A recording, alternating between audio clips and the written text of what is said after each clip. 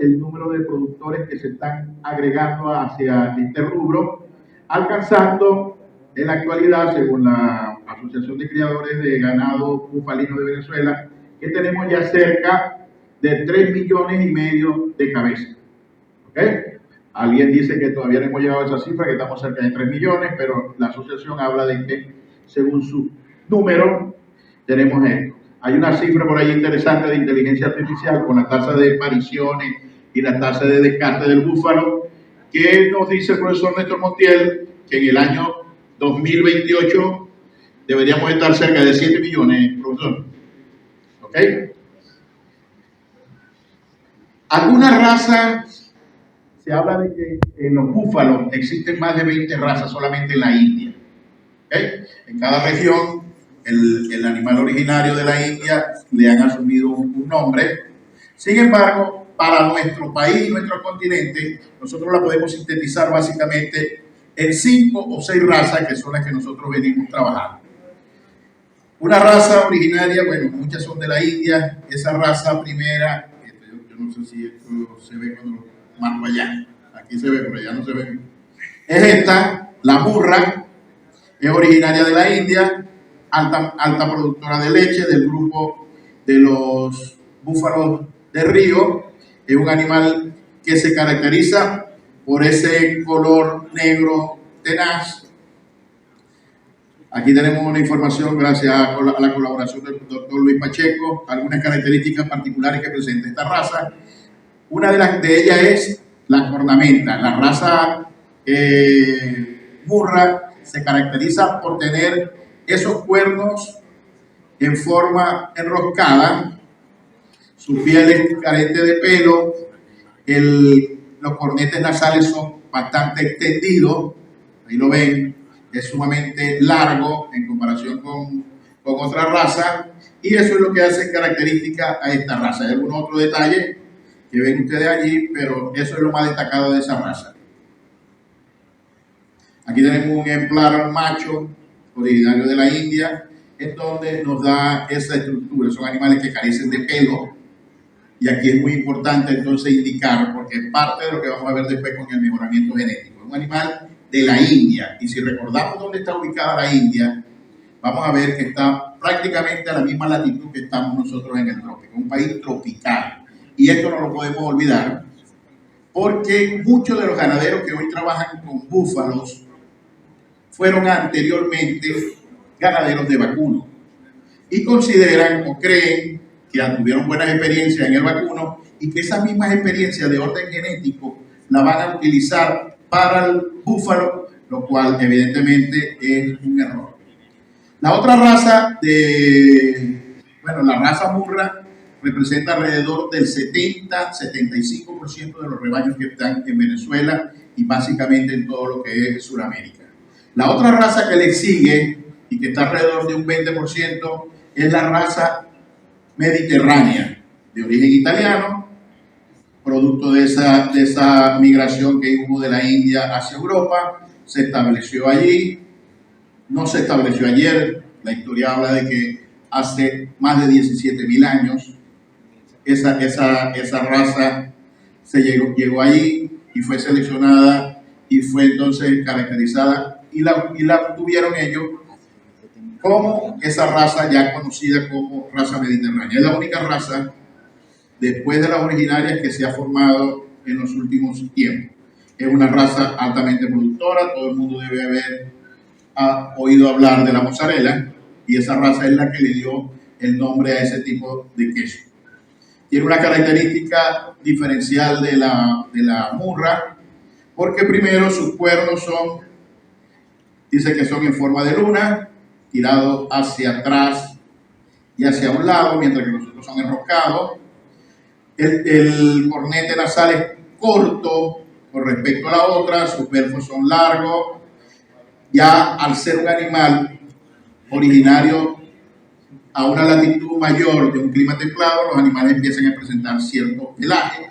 Ya le vemos entonces pelos, que el otro era carente de pelo, entonces le vemos acá en el testú un poco de pelo en las orejas, en el pecho, y es lo más característico que vamos a diferenciar de la raza Murra. Después tenemos otra raza originaria entre la India y Pakistán, en ese sitio limítrofe, que es la raza Nili Ravi. Las anteriores razas que vimos son razas que son todas negras. En algunas oportunidades vamos a ver una variedad que es color marrón, pero que son muy poco frecuentes, porque el mismo patrón de la raza nos indica que tiene que ser de características negras. Este animal, entonces, se le debe su origen entre ese límite entre Pakistán y la India. Hoy día, recuerden que Pakistán anteriormente era parte de la India, después se independizaron, y ahí tenemos esa raza. Esa raza se caracteriza porque igual la capa es de color negra, pero tiene 5 puntos en donde pueden tener blanco, que es el testú, el perfil, ¿okay? Sus cuernos siguen siendo enroscados como la murra, los cabos o extremidades delanteras y traseras son blancas, la borla y parte de la cola es blanca. Ahora vamos a ver una foto de vista anterior, posterior, perdón. Los ojos son unos ojos grandes y blancos con iris azules. O sea, los tipos son medio simpaticones, ¿no? En el argot popular se le habla de que sus ojos son tipo zarco. Y una característica muy particular es que la lengua de esta raza es rosada. Aquí vemos entonces una vista posterior de estos animales, en donde vemos entonces la estructura que son blancas también. Aquí vemos un animal, esta fotografía la tomamos sin permiso, pero de la red de Bufasur, en donde vemos un animal mestizo con un ojo característico de la raza Nili Ravi, ¿okay? Un ojo zarco. Esto es característica, animales cruzados, animales mestizos, en donde tienen implícito parte de esa raza. Aquí tenemos una raza que está constituida como raza como tal, que es el burra búlgaro, y que nosotros en Venezuela, en la asociación, tanto en Brasil como en Colombia y Venezuela, la consideran una raza y la incluyen dentro del grupo de la burra. Tiene unas características, son animales negros, con unos cuernos semi enroscados, no tienen la misma estructura del burra originario, y que no es más que el producto de un cruzamiento después de la Segunda Guerra Mundial en Bulgaria, en donde se hicieron apareamientos entre la raza burra,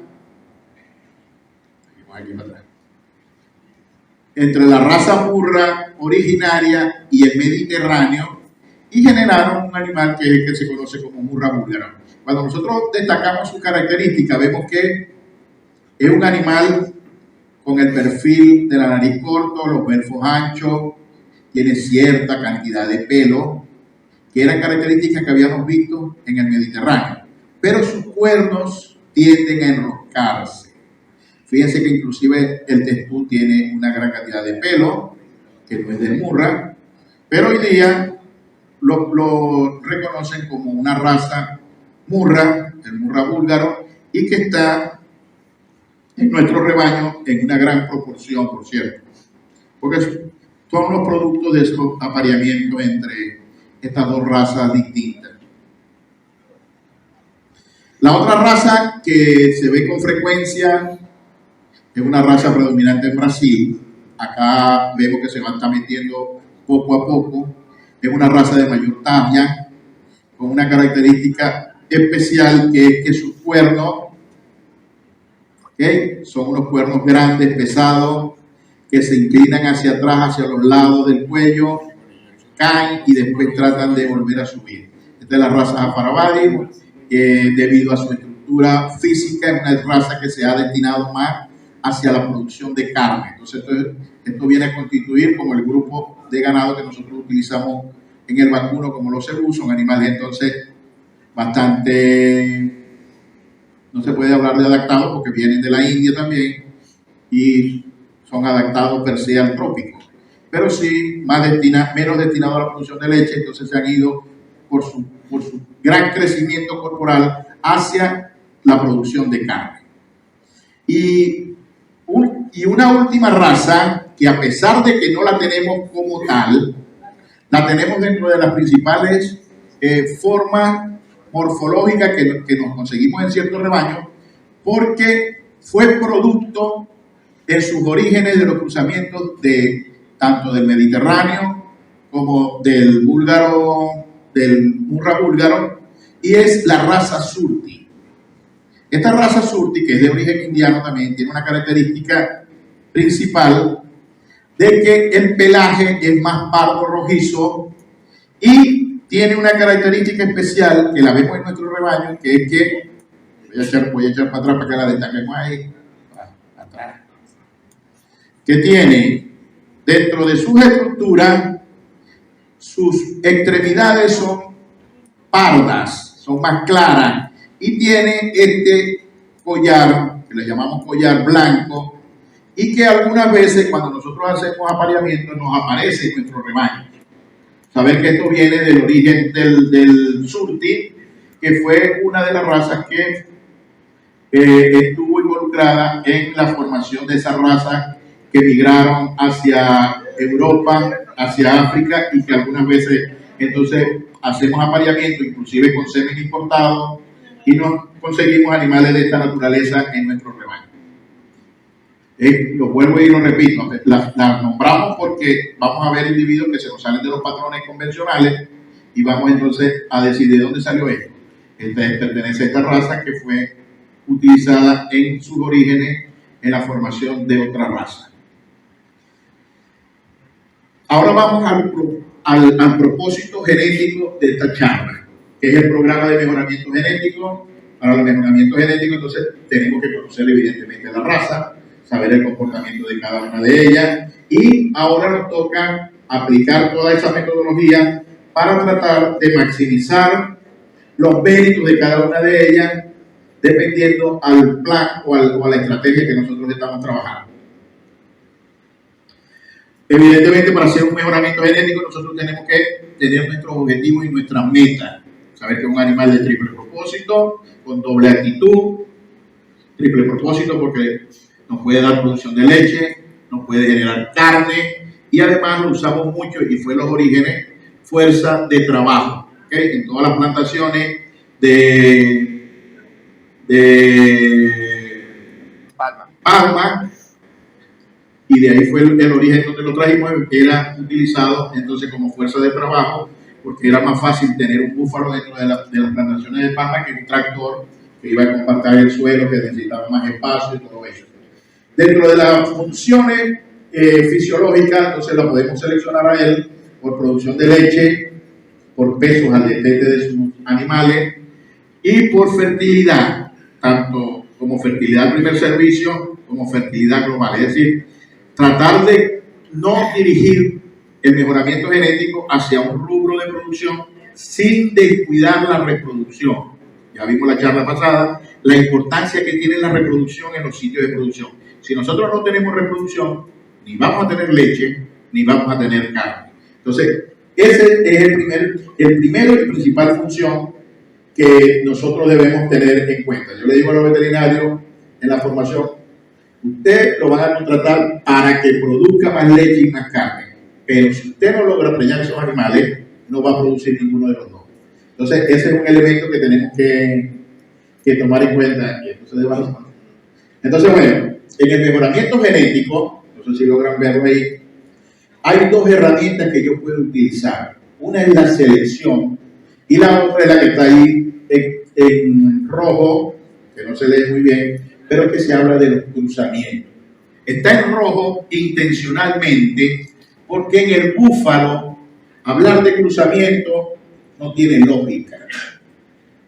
Y no tiene lógica porque sería algo así como un sinónimo, si yo estuviese hablando de vacuno, decir que yo voy a agarrar y voy a cruzar el Gil con Brahma para adaptarlo al trópico.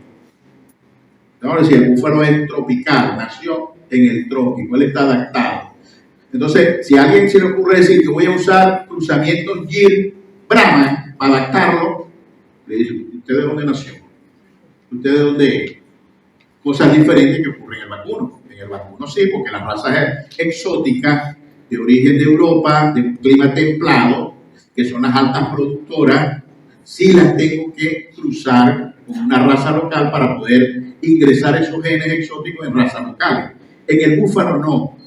En el búfalo nosotros tenemos que irnos hacia las razas originarias a través de un proceso de absorción de nuestros rebaños que sí son cruzados, por lo que les decía al principio. Y eso es lo que nos va a permitir maximizar nuestras ganancias, porque además de esto, la selección, mientras nos lleva a aumentar el porcentaje de genes, incluirlo dentro del genoma del animal, en los cruzamientos nosotros no aumentamos, podemos aumentar los valores fenotípicos, pero los genes siguen presentando gran variación porque eso no se va a consolidar nunca. Para eso entonces tenemos que hacer evaluación genética, no nos podemos quedar con evaluación fenotípica, eso es de la historia de esos animalitos que se ven en ese globo ocular.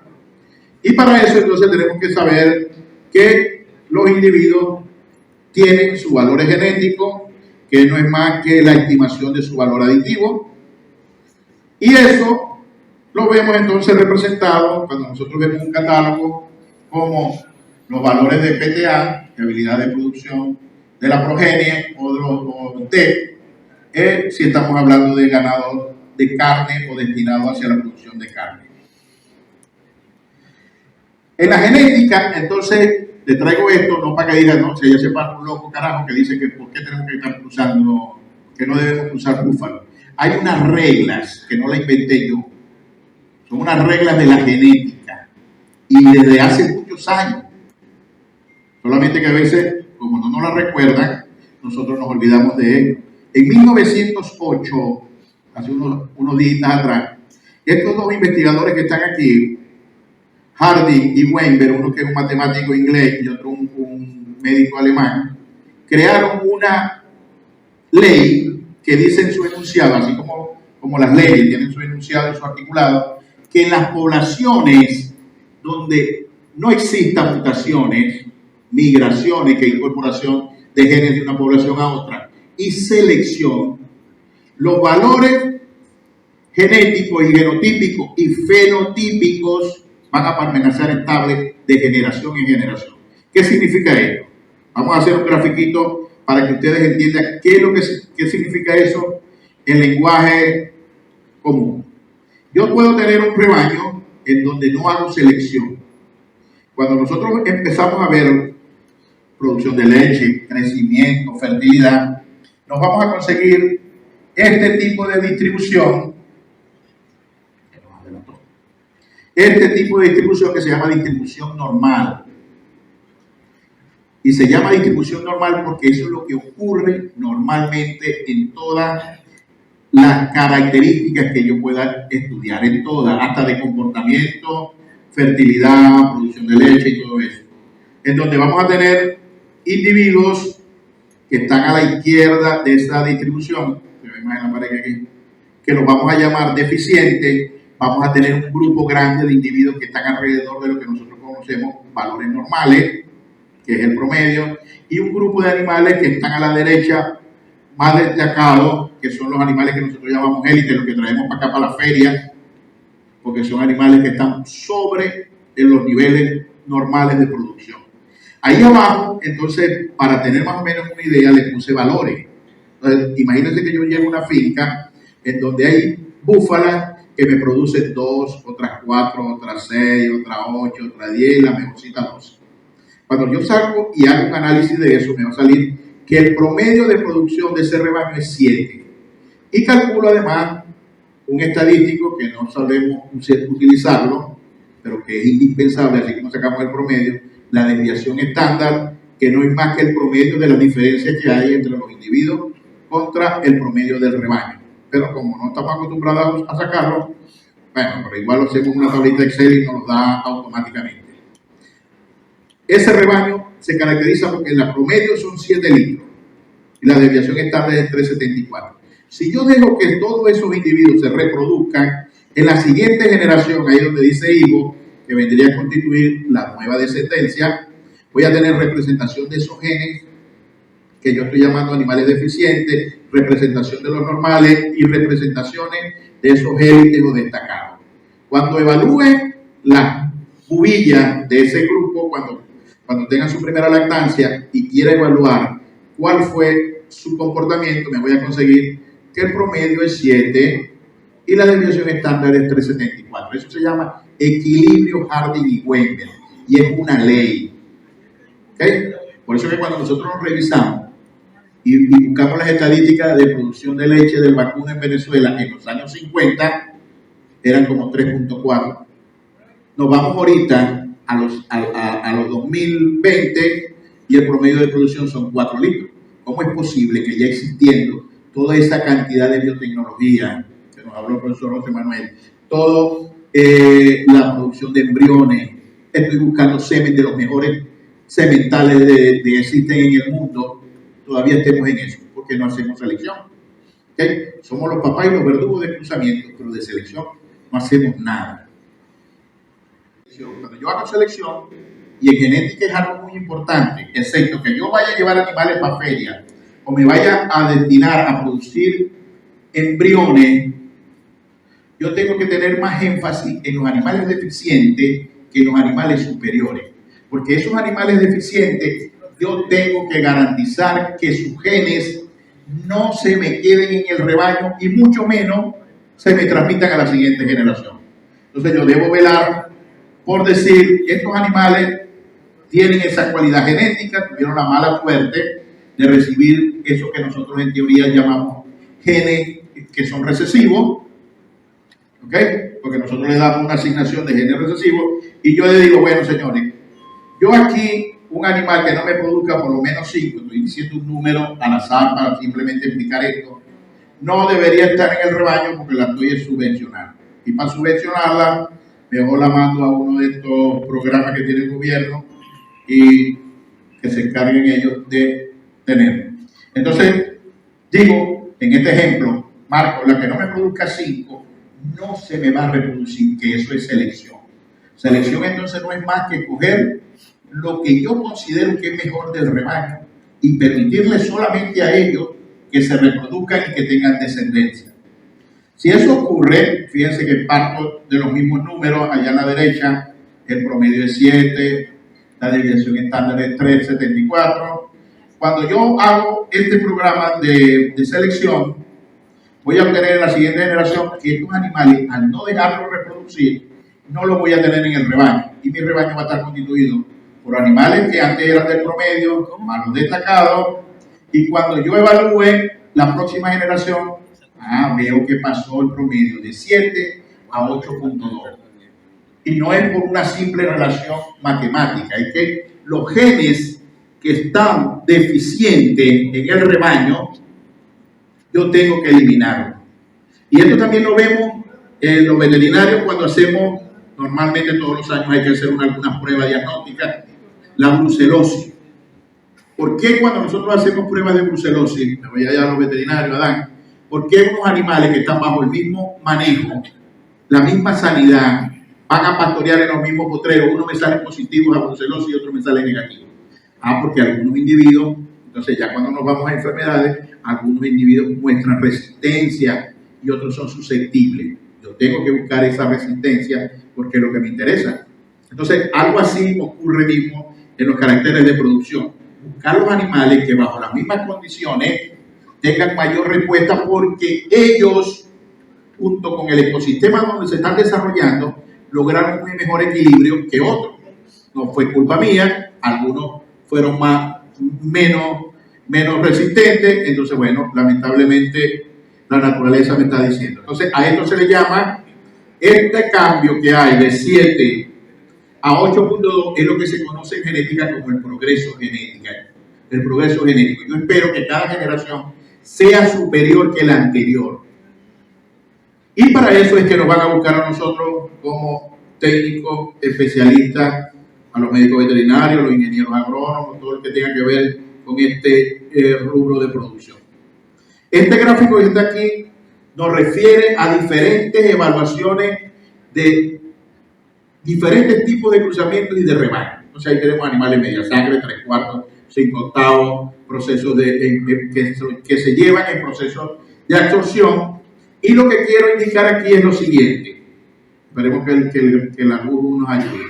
Pero no nos ayuda la luz. Pero lo que van a ver es que todos los gráficos se solapan. En todas las agrupaciones genéticas voy a tener animales deficientes, animales del promedio y animales superiores. Entonces, yo lo que tengo que hacer, indistintamente de la raza, porque una de las cuestiones que nos preguntan es, ay, ¿pero qué raza es mejor? La mediterránea, la burra búlgara, la nilirrabi. Y aquí el maestro Pacheco nos ha enseñado que, y tiene un símil que es sumamente interesante, todas las razas han sido mejoradas para producción de leche, que es el principal rubro donde se destina el búfalo. Y la gran diferencia que existe en el manejo. Y él hace un símil, que a mí me ha quedado y lo utilizo en mi charla, que es como si estuviésemos en una carrera de Fórmula 1. En la Fórmula 1, todas las máquinas están estandarizadas. Y la diferencia que hay en que una compañía sea la campeona o no la sea, ¿cuál es? ¿Cuál es? El piloto. Entonces, la diferencia es el manejo. Pero la máquina, ya estamos en la hora, profe, no se preocupe. Ya aprendí, yo no soy decano. Entonces, la diferencia es el manejo, el piloto. Y eso es lo que va a hacer la diferencia. Pero las máquinas son las mismas. Todas han sido seleccionadas para altos niveles de producción y están adaptadas a nuestro ecosistema.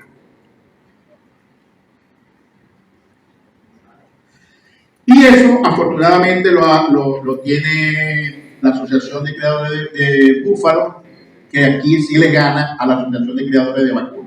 Ellos ya están claros en que el proceso de mejora genética es a través de absorción y lo tienen en sus programas piloto. ¿Okay? El objetivo es llegar a un animal puro a través del proceso de absorción, y entonces ustedes deben haber leído por ahí lo que es el LA. El LA, que es un animal que tiene menos del 50% de la raza, el LA1, que ya es el producto de este animal por absorción como una raza pura, hasta llegar a la LA4, que vendría a ser un animal alrededor de 15 y 16, y luego tienen el puro, en este caso por absorción.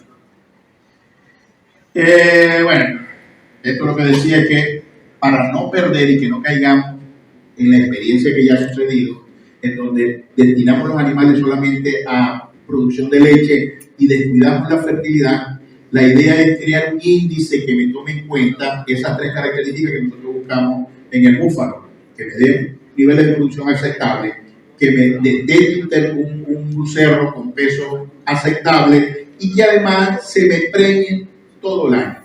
Todos los años me esté dando una cría. Eso es lo que dice ahí en ese garabato.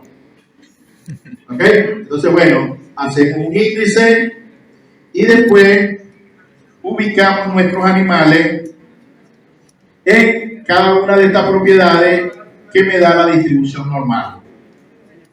Tengo un animal que puede ser más 3, más 2, más 1, menos 1, menos 2 y menos 3. ¿Cómo hago ese nivel? Pues a través del índice voy a tener un animal que tenga ciertos niveles de producción y con una fertilidad X, que nosotros estimamos que para nuestros animales sean un intervalo entre partos menor de 400 días, y hacemos esa relación de esas dos variables y ubicamos a cada uno de los individuos dentro de esa variable.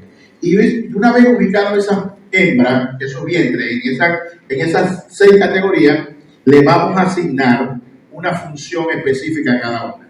Dentro del programa de descarte, los que son animales menos 2, menos 3 deberían ser descartados. Hoy día existen otras utilidades. Si usamos transferencia de embriones, ellas podrían entonces utilizarse de receptora o nodriza, ¿ok? Y no la descarto. Pero si no estoy usando eso, esos animales deberían ser descartados como veíamos en la anterior. Entonces yo puedo tener dentro de esa categoría, a través de evaluaciones, los machos, ahí donde se ve la barra naranja, casi al final, tres columnas antes del final, vemos naranja y vemos un +3, que es porque está ordenada. Ahí entonces yo puedo dejar los machos que van a ser futuros reproductores, tanto para el rebaño como para otro rebaño. Abajo van a estar los -3 y todo eso. Voy a tener las vacas también ordenadas por eso. Y algo que es muy importante, las mautas o bubillas. ¿Okay? Mautas y bubillas ya evaluadas genéticamente por su potencial genético para fertilidad y edad al primer parto, que nosotros llamamos precocidad. Dentro de los sistemas de producción, el levantamiento de los animales de reemplazo es lo más caro. Entonces, la idea es tener ya evaluado y poder entonces adelantar, es decir, ya el potencial genético es malo, tengo que irla descartando y me quedo con las mejores. Bueno, podemos tener entonces un certificado así que me avale esto, y aquí vemos un gráfico si de verdad que esto funciona o no. Este es un ejemplo de una agropecuaria que nosotros asesoramos, y vemos cómo esto en realidad se expresa en mejora genética para producción de leche, en mejora genética para intervalos entre partos, es decir, vamos disminuyendo el intervalo entre partos también, bajo esta hipótesis, y cómo vamos mejorando los niveles fenotípicos de producción a medida que vamos haciendo absorción. Entonces vemos la monta natural, que serían animales menos de media sangre, el LA1, que ya es la primera generación con toros puros, LA2 segunda generación, LA3, y vemos cómo va incrementándose la producción de leche en este caso. Y hoy día ya existe incluso la selección genómica. Vemos que ya lo que anteriormente decíamos, ya estamos terminando, que no veíamos, que eran los genes, ya lo vemos, ¿okay? Ya los italianos nos dicen, señores, este animal que va a mejorar esta característica, esta otra característica, esta otra característica, porque tienen sus índices genómicos, y ya los pedigrí, este es un pedigrí, ya los pedigrí no son individuos padre y madre, sino qué genes tiene el individuo, qué genes tiene el padre y qué genes tiene la madre. Y tenemos entonces estos chiles genotipados, que se los estoy dando aquí muy someramente para saber que existen. Pues. Ya desde hace tiempo, ya esto se daba en el ganado vacuno, ya lo tenemos en el búfalo también disponible, y podemos hacer eso. ¿Qué nos permite la selección genómica? Decir si el animal va a ser bueno o va a ser malo con una precisión. Es decir, si yo le voy a decir, hoy va a llover, pero con 20% de probabilidad, bueno, pero el 80% me está diciendo que no va a llover, yo no voy a sacar paraguas. Pero si yo les digo, va a llover con 90%, saquen su paraguas porque se van a emparamar. Esto me permite darle una precisión a los valores genéticos del 70% con solamente haber nacido el animal, sin expresar nada. Y es la ventaja que vamos a tener a partir de ahora. Estos jeroglíficos, me imagino que es la letra. Decía entonces unas conclusiones.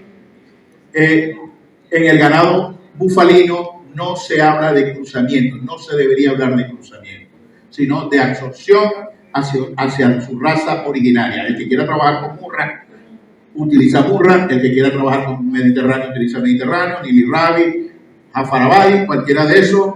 Segundo, saber que existe fuentes de empresas que se encargan de dispensarnos material genético en forma de semen o de embriones de esa raza y utilizarla. ¿Okay? Bueno, muchas gracias por ustedes y estamos aquí ahora.